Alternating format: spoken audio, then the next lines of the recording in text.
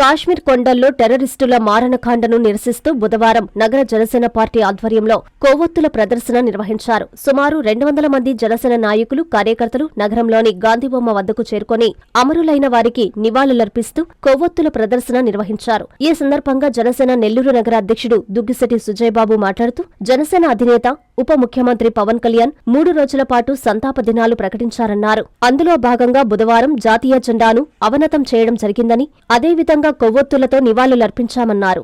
గురువారం, శుక్రవారం కూడా నిరసన, మానవహారం నిర్వహిస్తామన్నారు.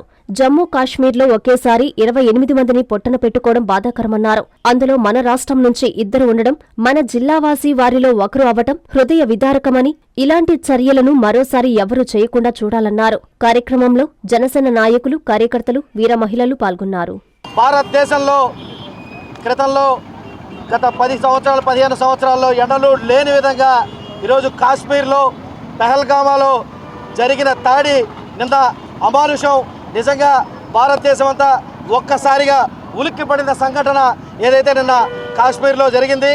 దీన్ని ఖండిస్తూ జనసేన పార్టీ అధ్యక్షులు, ఆంధ్రప్రదేశ్ రాష్ట్ర ఉప ముఖ్యమంత్రి వర్యులైన శ్రీ పవన్ కళ్యాణ్ గారు ఈ 3 రోజుల్ని జనసేన పార్టీ ఆధ్వర్యంలో సంతాప దినాలుగా ప్రకటించి ఈ 3 రోజుల పాటు కార్యక్రమాలు నిర్వహించి అక్కడ మృతి చెందిన 28 మంది కుటుంబాలకు మేమందరం నివాళులు ఘనంగా అర్పించాలని చెప్పి ఒక ప్రకటన అయితే చేశారు. దానిలో భాగంగా ఈరోజు ఉదయం జనసేన పార్టీ నగర కార్యాలయంలో జెండాని అవహతనం చేసి ఈరోజు సంతాప దినాలుగా 3 సంతాప దినాలు ప్రకటించడం జరిగింది.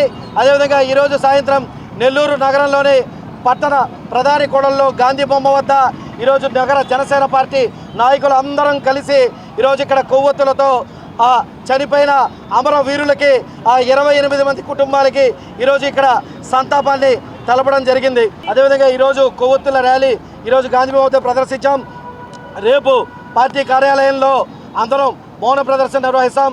తర్వాత ఎల్లుండి మానవహారం నిర్వహించి ఈ 3 రోజుల్ని సంతాప దినాలుగా ప్రకటించిన పవన్ కళ్యాణ్ గారు ఆంధ్ర రాష్ట్రం మొత్తం మీద అందరూ కలిసి సంతాప దినాలుగా ఈ 3 రోజుల్ని జరుపుకొని ఆ చనిపోయిన వీరులకి ఘన నివాళులు ఇస్తామని చెప్పి తెలియజేసుకుంటూ సెలవు తీసుకున్నాను. జై హింద్, జై జనసేన.